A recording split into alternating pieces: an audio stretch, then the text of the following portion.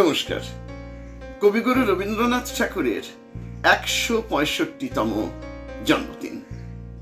বাকস্রোত YouTube চ্যানেলের বলা যায় এক অপ্রত্যাশিত সৌভাগ্য এই যে আমরা ঠিক যে দিনটিতে শনিবারের শিহরণে ভৌতিক রোমাঞ্চকর নাটক পরিবেশন করি অথবা অতি প্রাকৃত বিষয় সংক্রান্ত আলোচনা, সেই দিনটাতেই কবিগুরুর আবির্ভাব দিবস এবছর। আর তাই আজকে আমরা একটু ব্যতিক্রমের পথে, একটু বৈচিত্র্যের পথে হাঁটব। আজ আমরা শিহরিত হব কোনো ভৌতিক নাটক শুনে নয়, শিহরিত হব এক মহান আত্মোৎসর্গের কবিতা শুনে। আমাদের আজকের কবিতাঞ্জলি, বিনম্র কবিতাঞ্জলি। আমি দেবাশিস পাল আর আমার সঙ্গে স্বাগতা পাল। আমরা শোনাব ঋষিকবি রবীন্দ্রনাথ ঠাকুরের পুনশ্চ কাব্যগ্রন্থের প্রথম পূজা, যেখানে রাজ রোষকে নির্দ্বিধায় উপেক্ষা করে একজন মানুষ পরমেশ্বরের চরণে আত্মোৎসর্গ করে। তার আরাধনার বিনিময়ে আসে মৃত্যুদণ্ড, কিন্তু ভয়কে জয় করে তার সেই অভিযাত্রা। শুনুন প্রথম পূজা।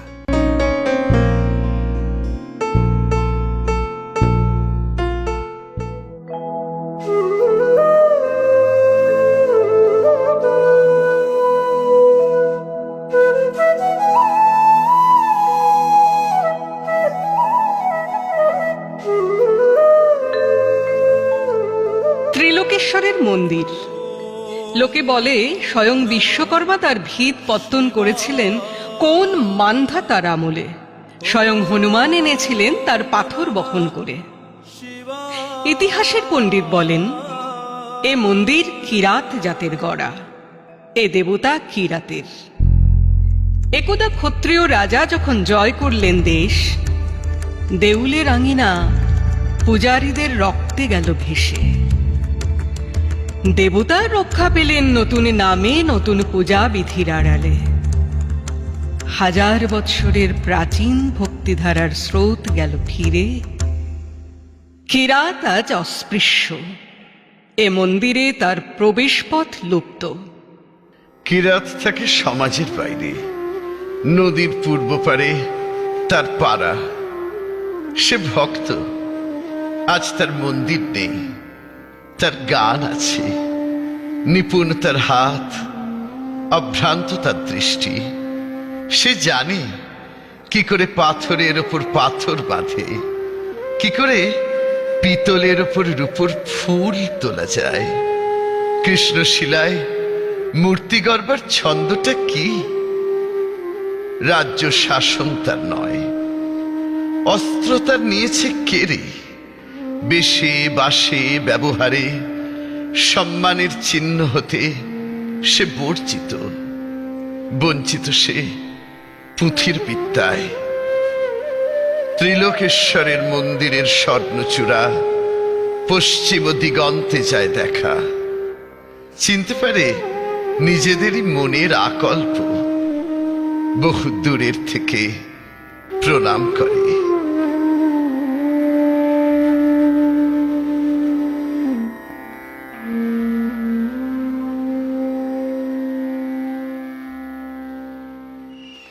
কার্তিক পূর্ণিমা, পূজার উৎসব।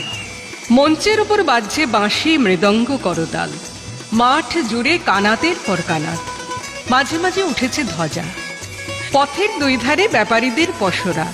তামার পাত্র, রূপোর অলংকার, দেবমূর্তির পট, রেশমের কাপড়, ছেলেদের খেলার কাঠের ডমরু, মাটির পুতুল, পাতার বাঁশি, অর্ঘ্যের উপকরণ, ফল, মালা, ধূপ, বাতি, ঘরা ঘরা তীর্থবাড়ি।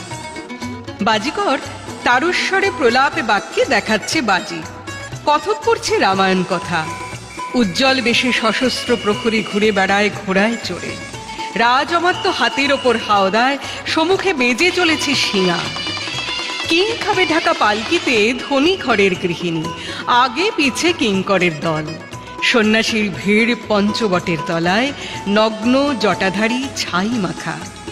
মেয়েরা পায়ের কাছে ভোগ রেখে যায়, ফল, দুধ, মিষ্টান্ন, ঘি, আতপ তণ্ডুল। থেকে থেকে আকাশে উঠছে চিৎকার ধ্বনি, জয় ত্রিলোকেশ্বরের জয়, জয় ত্রিলোকেশ্বরের জয়। কাল আসবে শুভ লগ্নে রাজার প্রথম পূজা। স্বয়ং আসবেন মহারাজা রাজহস্তিতে চড়ে।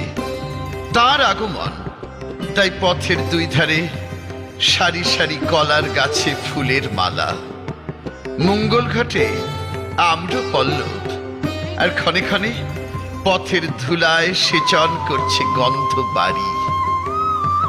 শুক্ল ত্রয়োদশীর রাত, মন্দিরে প্রথম প্রহরের শঙ্খ ঘণ্টা, ভেরি পটহ থেমেছে। আজ চাঁদের উপরে একটা ঘোলা আবরণ, জ্যোৎস্না যে ঝাপসা, যেন মূর্ছার ঘোর লাগলো। বাতাস রুদ্ধ, ধোঁয়া জমে আছে আকাশে। গাছপালাগুলো যেন শঙ্কায় আড়ষ্ট।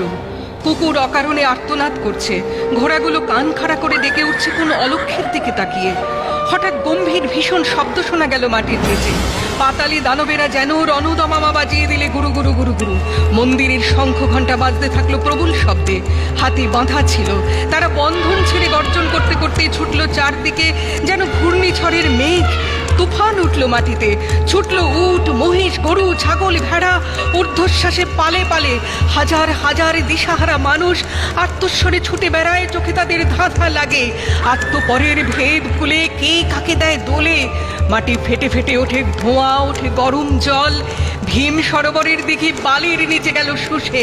মন্দিরের চূড়ায় বাঁধা বড় ঘণ্টা দুলতে দুলতে বাজতে থাকলো ঢং ঢং। আচমকা ধ্বনি থামল, একটা ভেঙেই পড়ার শব্দ। পৃথিবী যখন স্তব্ধ হলো, পূর্ণ প্রায় চাঁদ তখন হেলেছে পশ্চিমের দিকে। আকাশে উঠছে জ্বলে ওঠা কানাতগুলোর ধোঁয়ার কুণ্ডলী। জ্যোৎস্নাকে যেন অজগর সাপে জড়িয়েছে। পরদিন আত্মীয়দের বিলাপে দিক বিদিক যখন শোকার্ত, তখন রাজ সৈনিক দল মন্দির ঘিরে দাঁড়ালো, পাছে অসুচিতার কারণ ঘটে। রাজমন্ত্রী এলো, দৈবজ্ঞ এলো, স্মার্ত পণ্ডিত এলো। দেখলে বাহিরের প্রাচীর ধূলিসাৎ, দেবতার বেদের ওপরের ছাদ পড়েছে ভেঙে। পণ্ডিত বললে, সংস্কার করা চাই আগামী পূর্ণিমার পূর্বেই, নইলে দেবতা পরিহার করবেন তার মূর্তিকে। রাজা বললেন, সংস্কার করো। মন্ত্রী বললেন, ওই কিরাতরা ছাড়া কে করবে পাথরের কাজ? ওদের দৃষ্টি কলুষ থেকে দেবতাকে রক্ষা করব কি উপায়ে? কি হবে মন্দির সংস্কারে যদি মলিন হয় দেবতার অঙ্গ মহিমা? কিরাত দলপতি মাধবকে রাজা আনলেন ডেকে। বৃদ্ধ মাধব, শুক্ল কেশের উপর নির্মল সাদা চাদর জড়ানো, পরিধানে পিত ধরা, তাম্রবর্ণ দেহ কোটি পর্যন্ত অনাবৃত, দুই চক্ষু সকরুণ নম্রতায় পূর্ণ। সাবধানে রাজার পায়ের কাছে রাখলে এক মুঠো কুন্দ ফুল, প্রণাম করলে স্পর্শ বাঁচিয়ে। রাজা বললেন, তোমরা না হলে দেবালয় সংস্কার হয় না, আমাদের পরে দেবতার ওই কৃপা। এই বলে দেবতার উদ্দেশ্যে মাধব প্রণাম জানালে। নৃপতি নৃসিংহ রায় বললেন, চোখ বেঁধে কাজ করা চাই, দেবমূর্তির ওপর যেন দৃষ্টি না পড়ে। পারবে? মাধব বললে, অন্তরে দৃষ্টি দিয়ে কাজ করিয়ে নেবেন অন্তর্যামী। যতক্ষণ কাজ চলবে চোখ খুলব না। বাহিরে কাজ করে কিরাতের দল, মন্দিরের ভেতরে কাজ করে মাধব। তার দুই চক্ষু পাকে পাকে কালো কাপড়ে বাঁধা। দিনরাত সে মন্দিরের বাহিরে যায় না, ধ্যান করে, গান গায়, আর তার আঙুল চলে। মন্ত্রী এসে বলে, তরা করো, তিথির পরে তিথি যায়, কবে লগ্ন হবে উত্তীর্ণ। মাধব জোর হাতে বলে, যার কাজ তার নিজেরই আছে তরা, আমি তো উপলক্ষ। অমাবস্যা পার হয়ে শুক্লপক্ষ এলো আবার। অন্ধ মাধব আঙুলি স্পর্শ দিয়ে পাথরের সঙ্গে কথা কয়। পাথর তার সাড়া দিতে থাকে। কাছে দাঁড়িয়ে থাকে প্রহরী, পাছে মাধব চোখের বাঁধন খোলে। পণ্ডিত এসে বললে, একাদশীর রাত্রে প্রথম পূজার শুভক্ষণ, কাজ কি শেষ হবে তার পূর্বে? মাধব প্রণাম করে বললে, আমি কে যে উত্তর দেব?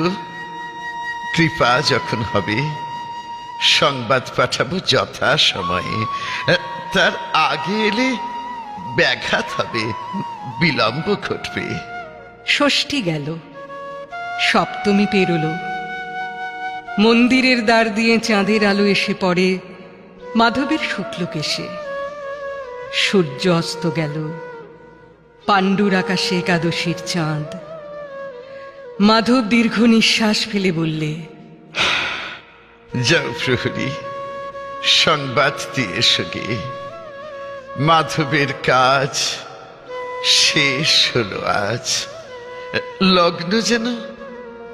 লগ্ন যেন বয়ে না যায়। প্রহরী গেল। মাধব খুলে ফেললে চোখের বন্ধন।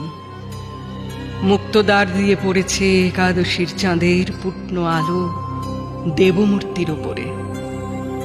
মাধব হাঁটু কেড়ে বসল দুই হাত জোড় করে। এক দৃষ্টে চেয়ে রইল দেবতার মুখে। দুই চোখে বইল জলের ধারা। আজ হাজার বছরের ক্ষুদিত দেখা দেবতার সঙ্গে ভক্তের। রাজা প্রবেশ করলেন মন্দিরে। তখন মাধবের মাথা নত বেদিগুলি। রাজার তলোয়ারে মুহূর্তে ছিন্ন হলো সেই মাথা। দেবতার পায়ে এই প্রথম পূজা, এই শেষ প্রণাম। দেবতার পায়ে এই প্রথম পূজা, এই শেষ প্রণাম।